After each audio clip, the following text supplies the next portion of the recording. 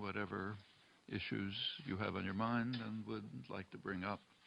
So I'll keep to a very brief statement. That floor is yours. Ladies and gentlemen, the floor is yours. And we can only take questions in English, I regret. So please keep your questions brief and to the point, and he'll answer them one by one. Please, go ahead. Professor Chomsky, on behalf of the UN Correspondent Association, you're welcome and thank you for being here. The Palestinian leadership is calling now on the Security Council to adopt a resolution to end the occupation within a 2 years time frame. Do you think that the Security Council should take such action? Thank you. I think the Security Council should take that action and indeed stronger actions, but as I needn't tell you, the Security Council can only act insofar as the great powers permit, and in this case that means insofar as the United States permits. And my suspicion is that the U.S. delegation will seek ways to block any such resolution, though I think it's certainly appropriate, the resolution, that is. Please.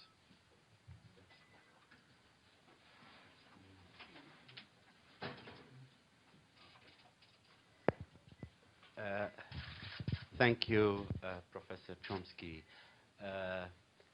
I wonder what moral position would you take if you were a Palestinian and you have the choice under the occupation and you have the Islamic state that you see nowadays and the Arab authoritarian regimes. What is the choice that you take, the moral one? The moral choice for the Palestinians? Yeah, thank you. Well, the moral choice is to resist the occupation. They have limited options. The moral choices cannot be divorced from the tactical judgments about the consequences of actions. So there's no such thing as moral choices in a universe divorced from the one in which we exist. And in the universe in which we exist, the moral choices are limited, but they are not non-existent. Actually, I've had various involvements with the Palestinian leadership for maybe 45 years, and I think initially through my friend Edward Said, a close friend, arranged meetings. We had discussions, and my feeling all along is that the primary focus of the Palestinian leadership should be, or at least a primary focus, to address the American population, as I think there will be no significant progress in this conflict until pressure from the American population induces the government to take a different stance.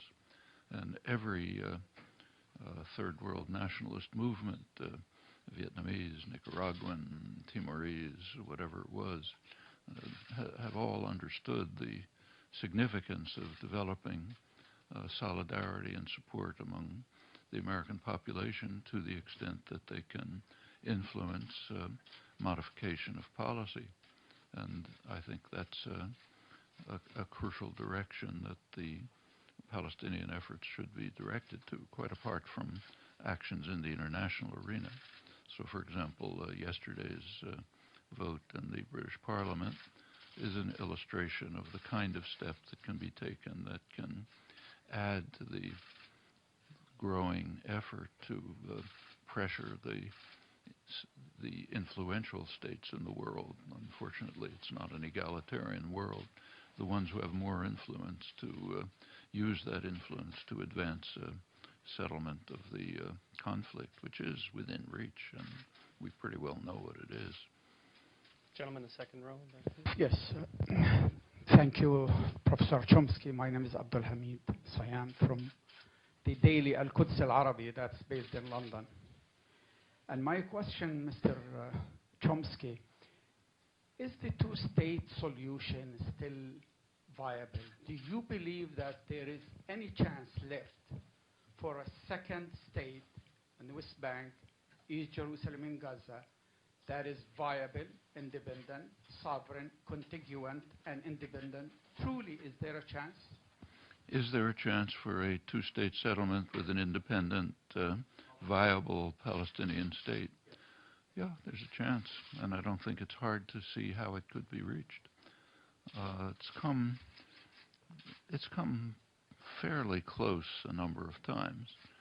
So, for example, the Taba negotiations in January 2001 approached a settlement that might have been viable.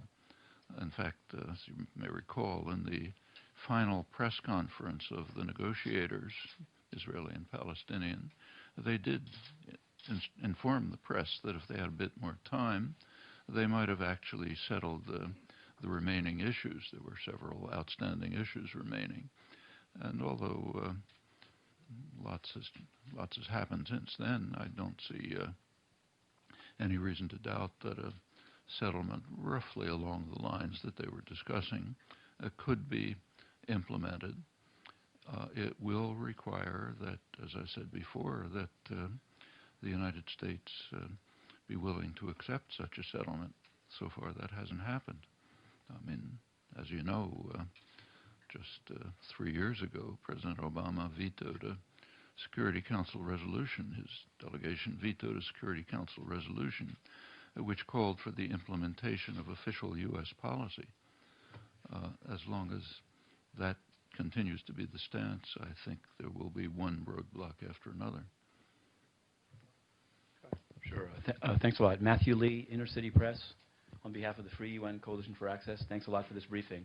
I wanted to ask, obviously the U.S. has a veto in the Security Council, as did the other four, and they had a veto in choosing Ban Ki-moon as the Secretary General and him being renewed. Now that he's in his second term, I wonder how do you, just since you're here at the UN, how do you view sort of the UN Secretariat, UNRWA, the whole kind of UN machinery on the question of Palestine? How do you view it as even-handed between the two sides, or as so? And the other, if you're willing to go one beyond Palestine, I'd love to hear your analysis of the situation in Kobani in Syria with the Kurds, but only if time permits. Thank you. Well, the situation, with regard to the UN leadership, one has to always qualify. There's a certain range of options open to the UN leadership, but obviously the UN cannot proceed beyond the bounds permitted by the great powers. And in this particular case, Israel-Palestine, that means primarily the United States. The record is overwhelming and very clear for almost 50 years.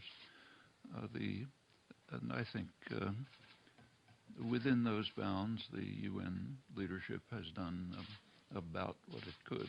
I mean, you can criticize this or that judgment, but the limits are fairly narrow. As I just mentioned, there was even a U.S. veto of a resolution endorsing official U.S. policy. That's pretty extreme and indicates what the limits are, once again. With regard to Kobani, it's a shocking situation. This morning's newspaper, as you read, described a Turkish military operation against Kurds in Turkey, not against ISIS a couple of kilometers across the border, where they're in danger of being slaughtered. As long as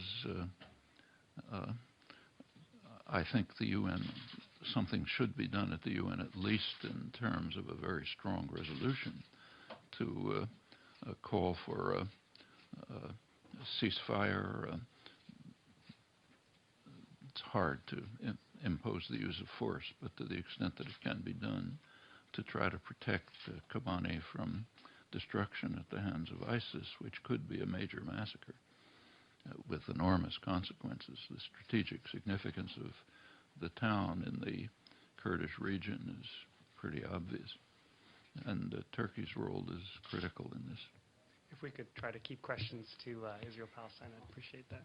Madam in the second row, please. Thank you. Evelyn Leopold. Do you see a trend in Western Europe after Sweden and the British Parliament, which doesn't necessarily commit the UK government, toward recognizing Palestine as a state, which would very much isolate the US? I'm not sure that's... and secondly, do you see the Israeli criticism deteriorating into anti-Semitism? It doesn't mean that you have to be an anti-Semite to criticize Israel. The two, as you and I know, can be very separate. But do you see that trend in Europe and elsewhere, and especially in the Arab world? Well, the classic discussion of this was given by Israel's UN ambassador, Abba Eban, back about must have been around 1970. He has an interesting article which you might want to look up. It appeared in Congress Weekly, which is a major journal of the American Jewish community, the kind of more liberal segment of the organized American Jewish community. And in that, he essentially gives his instructions to the American Jewish community. And what he says is, your task is to convince the population and the world that any criticism of Israel is either anti-Semitism or, in the case of Jews, is an indication of Jewish self-hatred. And he actually mentioned two people. One was I.F. Stone, and the other was me. So I was happy to be designated as a neurotic, self-hating Jew. Actually, there's a history, which I presume Abba Eban knows. Certainly anyone with a Jewish education knows, a real Jewish education. This goes right back to the Bible. The first person to use this argument was King Ahab, Kings 2. He was the epitome of evil in the Bible. And Ahab and Jezebel, everyone knows the story. At one point, the king called the prophet Elijah to him and demanded of the prophet that he condemned the prophet Elijah as, the Hebrew phrase is Ocher Yisrael. The right translation would be hater of Israel. He asked him, why are you a hater of Israel? What the prophet was doing, of course, was condemning the acts of the evil king. And for the totalitarian mentality, the power center is identified with the society, the culture, the community, and so on. So if you condemn the power center, you're condemning the country, the nation, the history, and the culture. So the prophet Elijah was a hater of Israel. And the person who issued the condemnation was the epitome of evil in the Bible. So we have a choice. Do we want to join Elijah, or do we want to join King Ahab, as Abba Eban recommended? As for the first part of your question, I think the British vote yesterday was, as the press correctly pointed out, symbolic. The Conservative Party essentially abstained, following Israel's request that they ignore the vote. And the Prime Minister Cameron made it clear, stated that this would not affect British policy. However, it does affect British policy. It's another indication of the way the populations in Europe, and also in the United States to an extent, not as far, but it's moving in that direction, want to distance themselves from the actions that Israel is taking, which are very explicitly criminal actions. There's no question about it. They're in violation of direct orders of the Security Council, of the judgment of the World Court. There's no higher authorities. They want to distance themselves from those actions, both their criminality and their brutality. And every society in particular somewhat more democratic ones like Britain and the United States, sooner or later the attitudes of the population they may not, but they can influence the direction of policy if there's effort and engagement in that direction.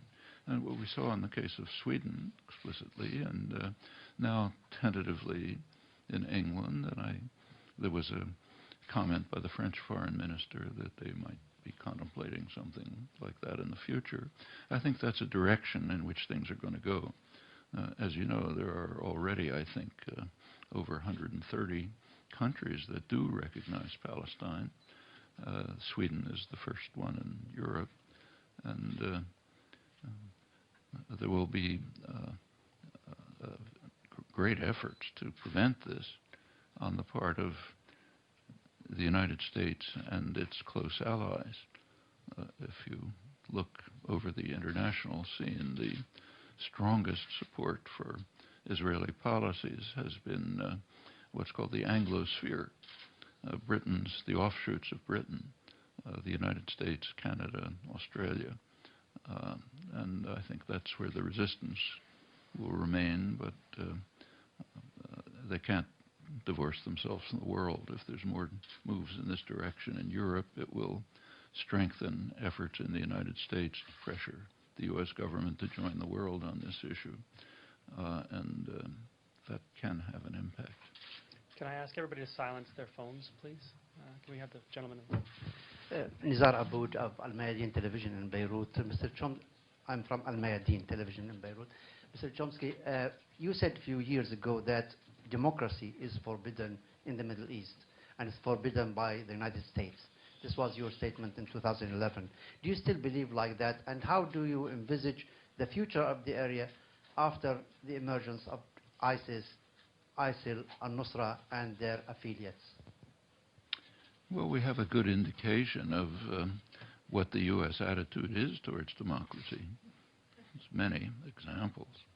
So, for example, the most dramatic is the one truly free election that took place in the Arab world. There are elections, but they're always constrained in one or another way. There was a very free election, carefully monitored, declared to be free and fair, in January 2006 in Palestine.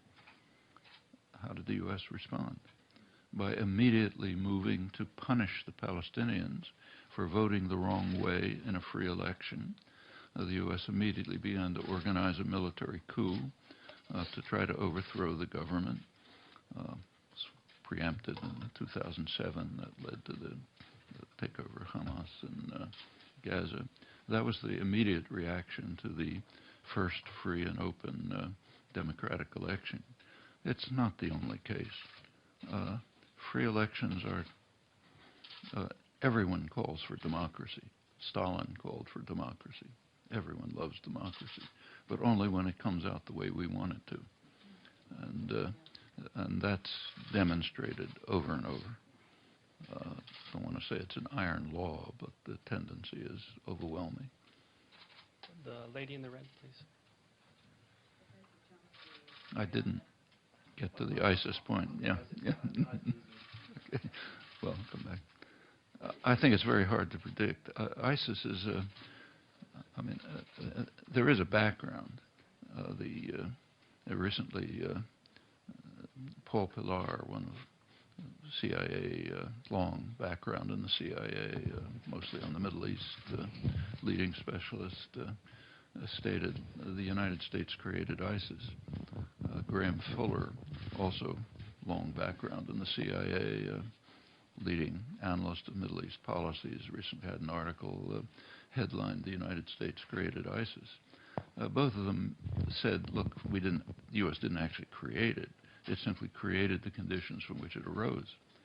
When the fragile society of Iraq, fragile for all kind of reasons we can go into, but when that society was hit by a sledgehammer and smashed to pieces, lots of very unpleasant and ugly consequences arose, quite apart from the destruction, the killings, the exiles, and so on.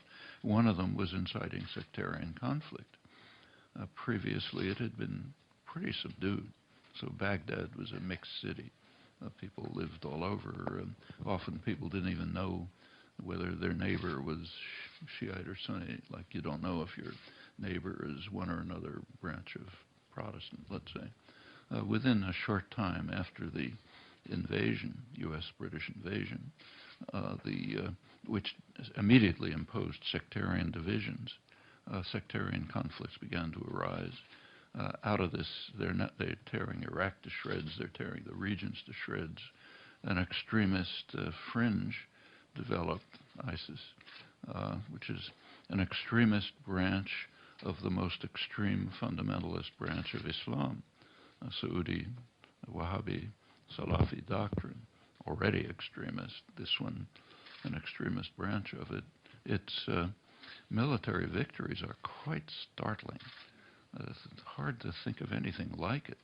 The Iraqi army is 350,000 men. It's an army that has fought bitter wars. The case of Iran, a serious war, went on for years. Well-trained army, willing to stand up for a nationalist struggle, heavily armed, trained by the United States for over a decade. As soon as a couple of thousand lightly armed jihadi appears, the generals ran away, and the soldiers had to flee after them. The whole army collapsed. That's a pretty unusual event in history. The Peshmerga, the Kurdish militia, was able partly to hold off ISIS, but apparently the main fighting, we don't have a lot of evidence, but it appears that the main fighting is probably being done by the PKK. The Kurdish, Turkish-based, well, actually based in northern Iraq, Mount Kandil, but Kurdish, Turkish background, Kurdish forces, the ones that Turkey attacked yesterday. Vice President, sorry, just for a quick follow-up. Vice President first accused the allies, the Gulf allies, of conniving with ISIS. Vice President Biden, U.S. Vice President Joe Biden, he accused the allies, yes. Well, he accused the allies of conniving or helping ISIS, and then he apologized. He didn't actually say they were allied with ISIS. He said what he said was accurate. He said they leave the border open. They leave the opportunity for ISIS to strengthen itself. He did say that, but Turkey says the same thing. We would like to give everybody a chance. What they say is they will not focus on ISIS unless it also strikes at their enemies. Their enemies are, first of all, the Assad regime, and secondly, the Kurdish, the PKK, and the linked Kurdish groups in Syria, which they don't want to expand and gain autonomy. Erdogan virtually says it directly. Biden almost didn't have to say it, and the actions demonstrate it. Once we give everybody a chance, we can have some time for follow-up. Go ahead, please. Professor Chomsky, it's very, very wonderful to have you here again. Do you see any connection between U.S. policy toward Palestine and U.S. policies elsewhere in the globe? Any similarity of interest or tendency? And you also said that the U.S. population would have to exert pressure on the government. But in one of your writings, you spoke of the media's acceptable spectrum of dissent. And since the media appears to be, the mainstream media, very largely in support of whatever the U.S. policy is, how would the information get to the American people so that they could have an impact on the government? Well, to begin with the second point, and remind me if I forget the first, because it's important. That's what you just described is true of every issue.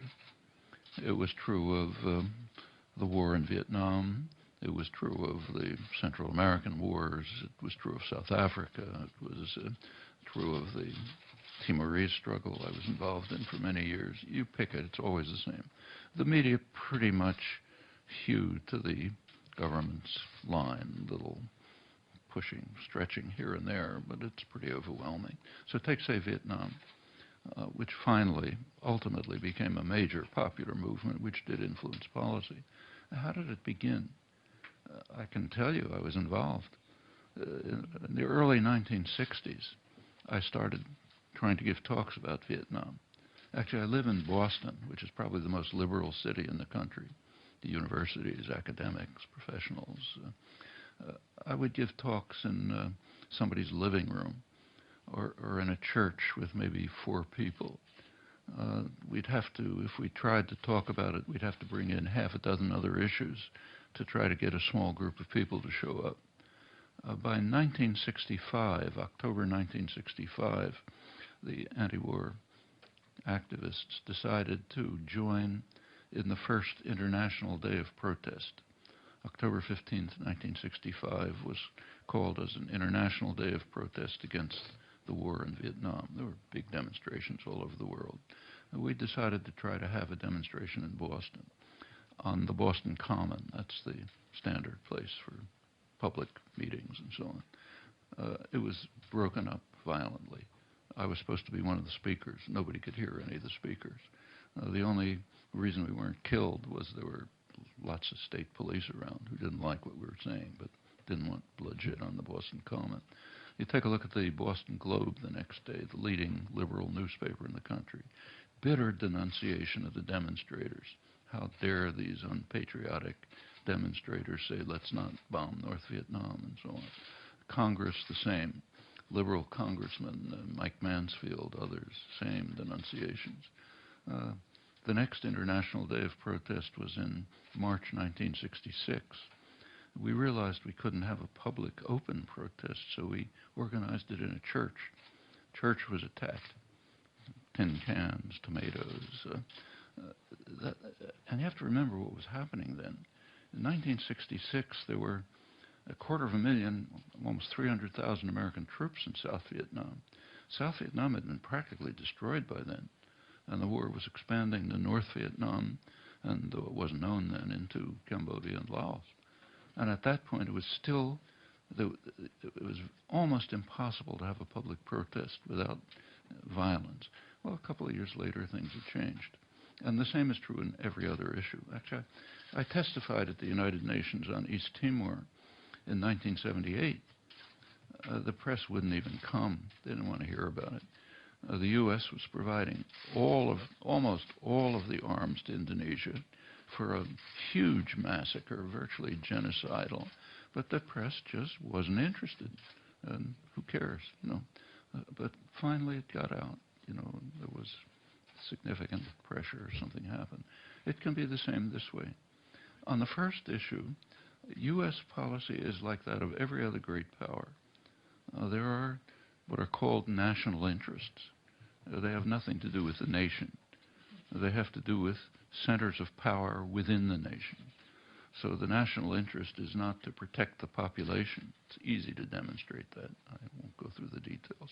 But policy is designed to protect and expand state power and the power of concentrated, the domestic concentration of powers in the United States. That's mostly the corporate sector, various sectors of it. And policy is designed for that end. Well, you look at the history of U.S.-Israel relations, and it conforms pretty well to that.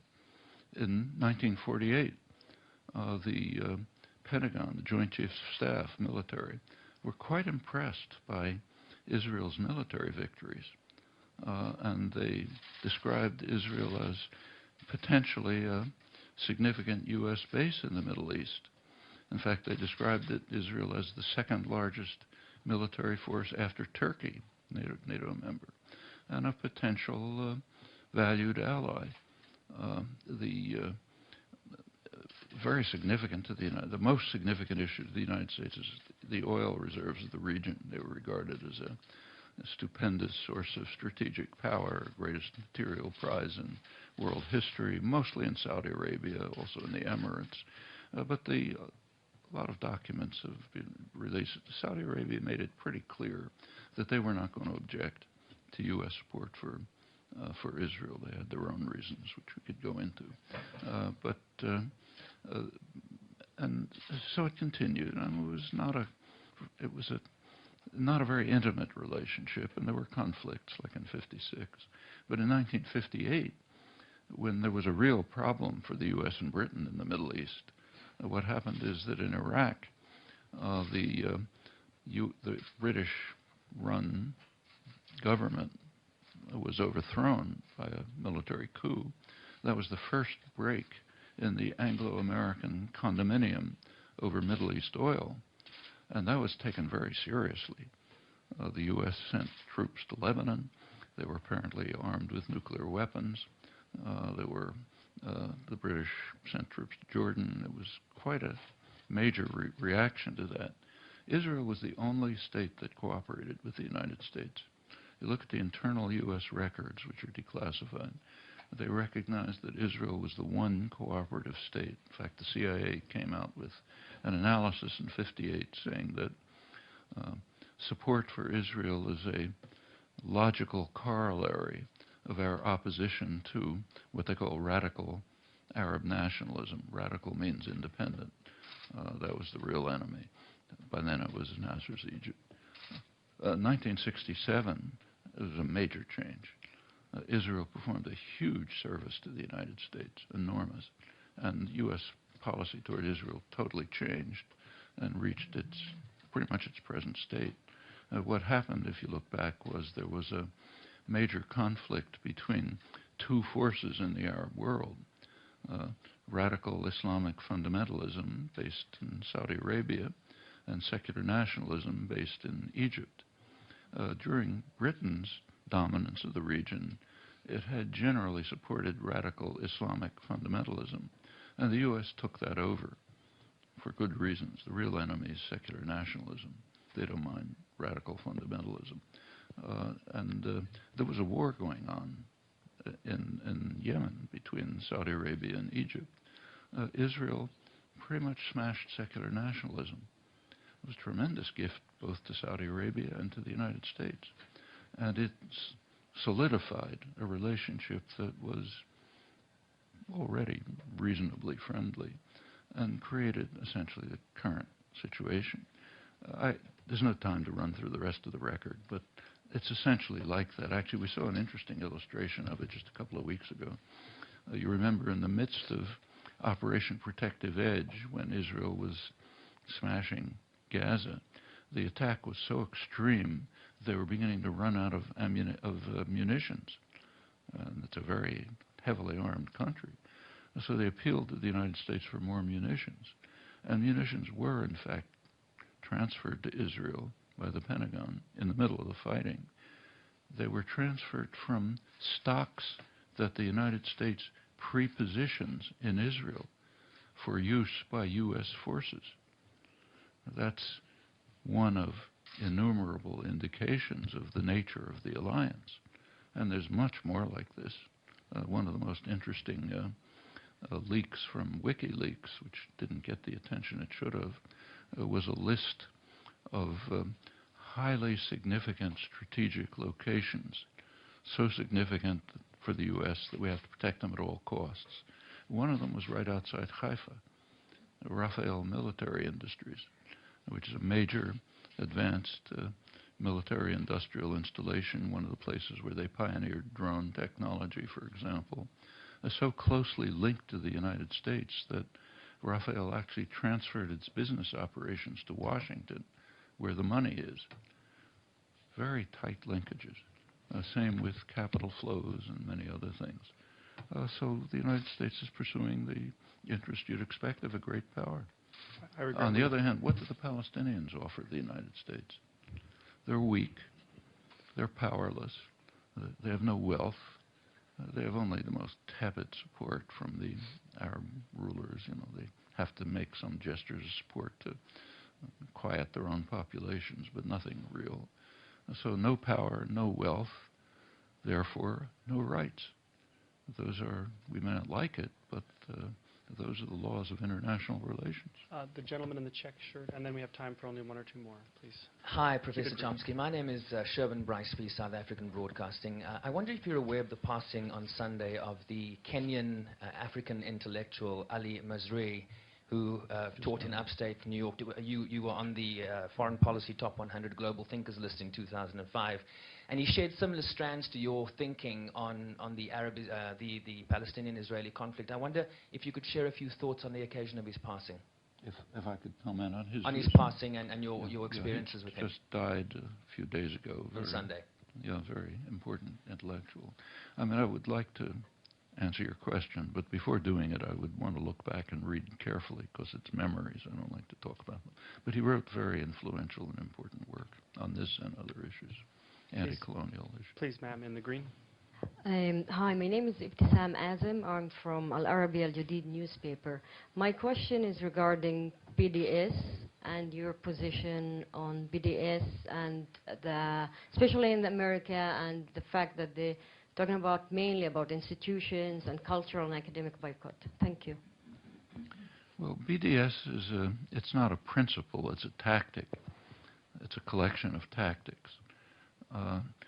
Anyone who's involved in any form of activism, it is second nature to ask a simple question about tactics. Are they going to work? That's the question you ask about tactics. What are you trying to achieve, and is a particular choice of tactics likely to succeed? Or is a choice of tactics likely to backfire? Which can happen. So, for example, take Vietnam again.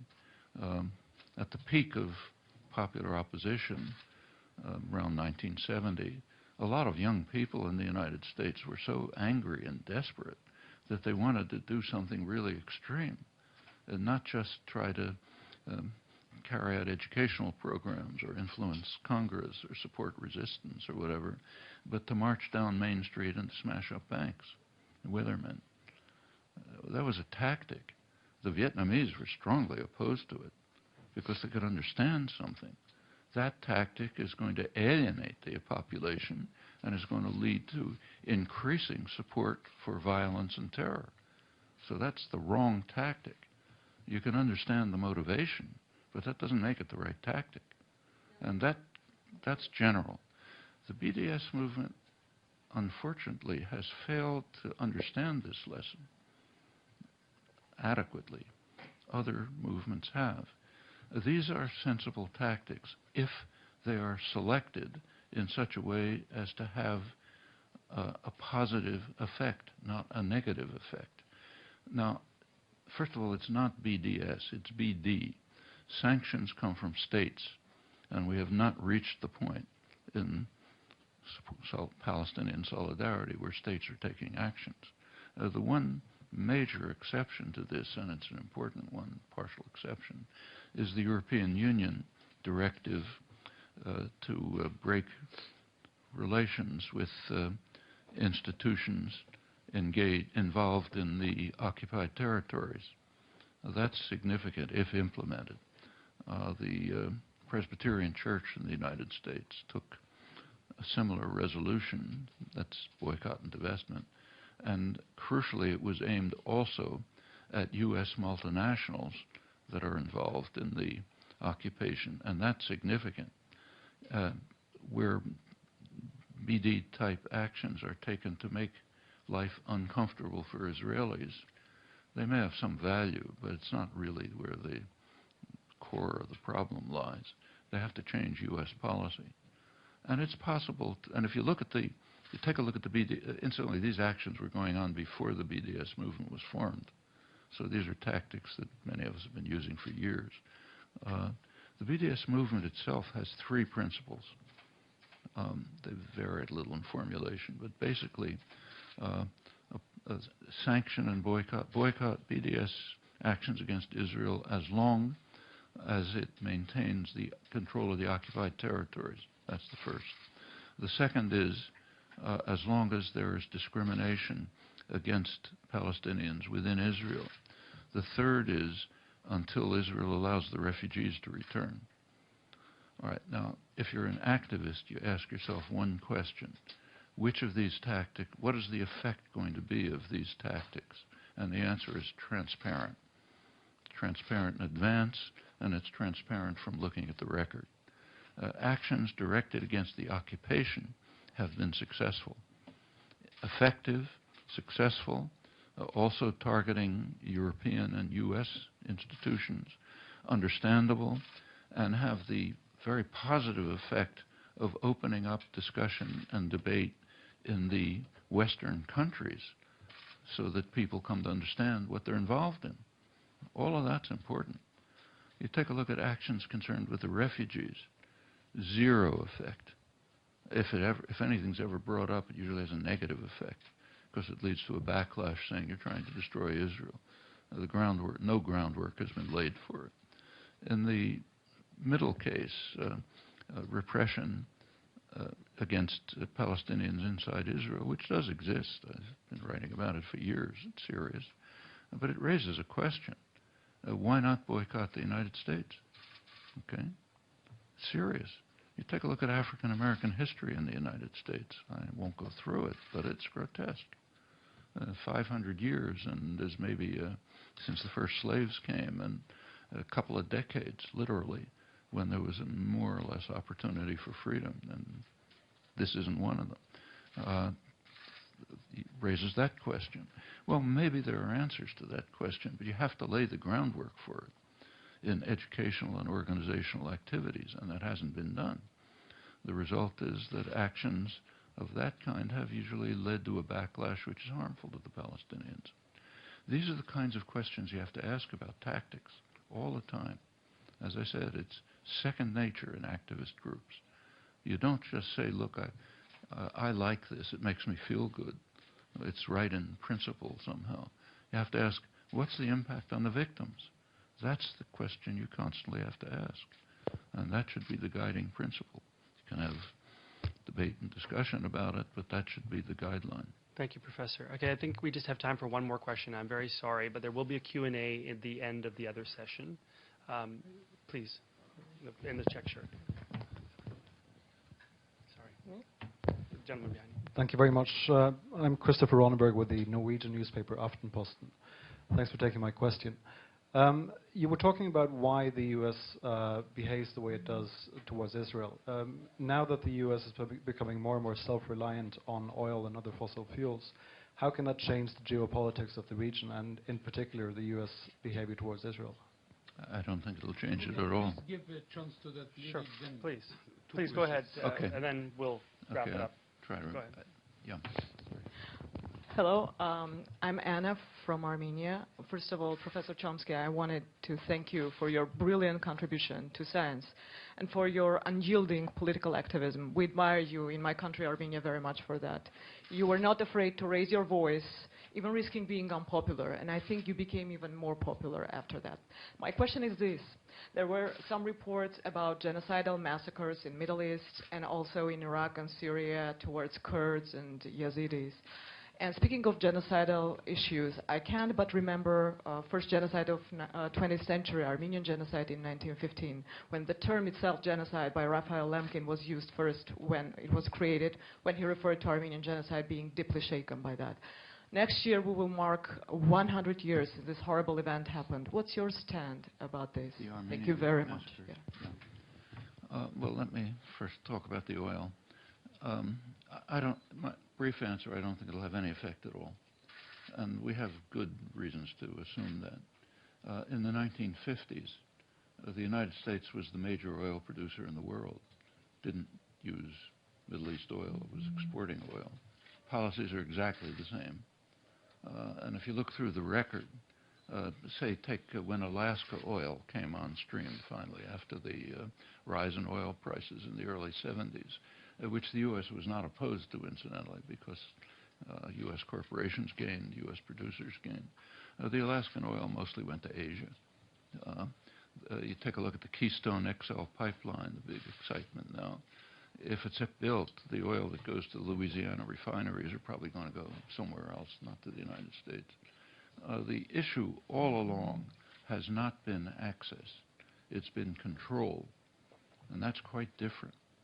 If the U.S. was running 100% on solar energy, I think it would have the same policies towards the Middle East. It's a very powerful instrument of control to have your hand on the spigot, and that's been understood. So you go back 1950, roughly, George Kennan, leading creator of the modern international political system, he explained internally that if the United States controls Middle East oil, it will have veto power over Japanese actions because it'll control Japan's energy resources. You come right up to the present.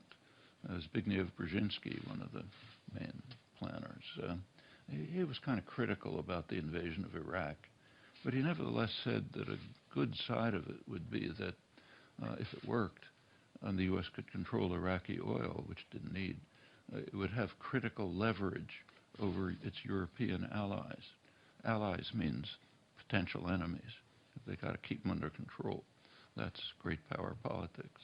And all the way through, that's been true. It's still a huge resource, huge potential resource, and control over it and where it goes is a significant instrument in world affairs. So I personally don't think that the U.S. is now becoming, again, a major exporter, which is a disaster for the world.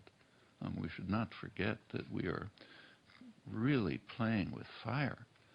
Every drop of oil that's extracted from the ground is another blow in the coffin of the human species.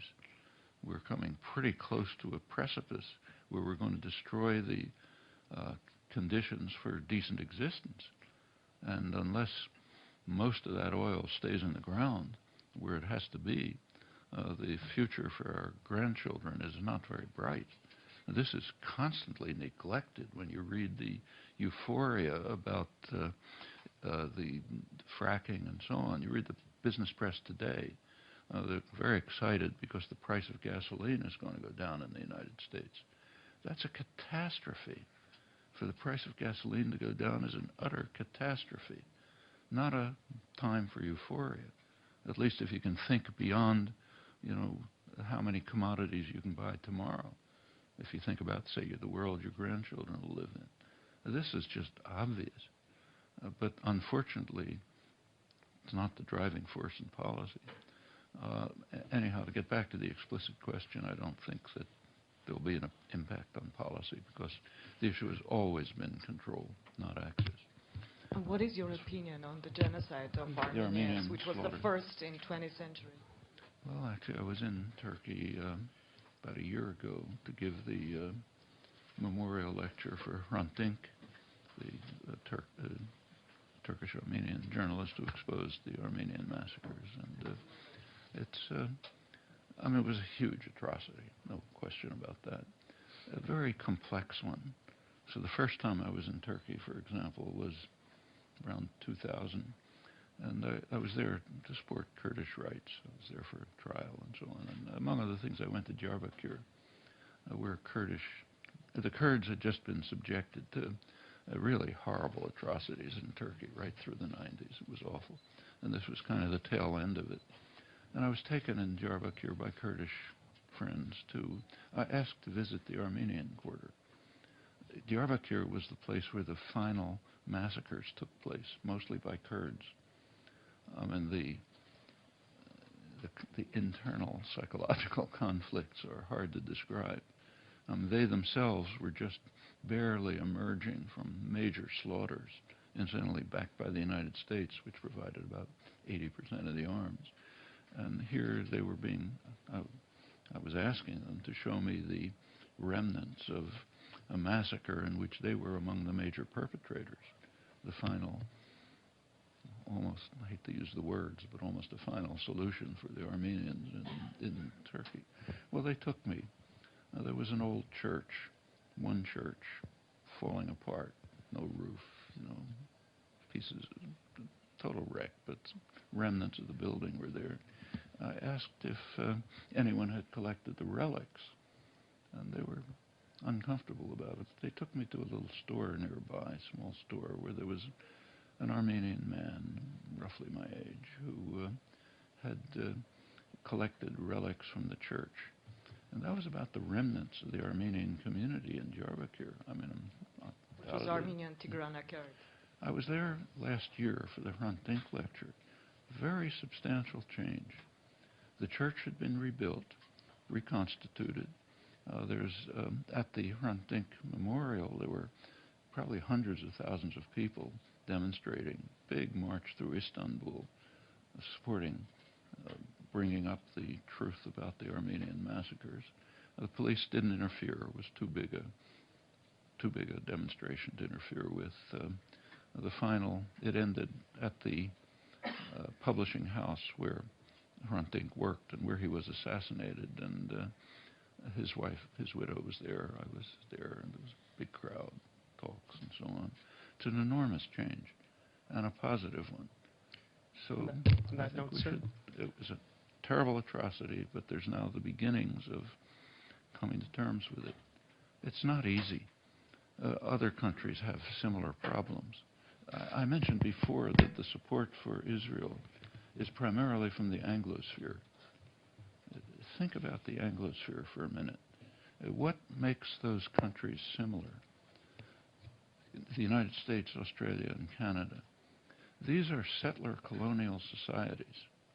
Societies where the English colonists came and virtually exterminated the indigenous population. All of them. Not everybody, but horrible atrocities. Have we come to terms with why might this be related to support for Israel?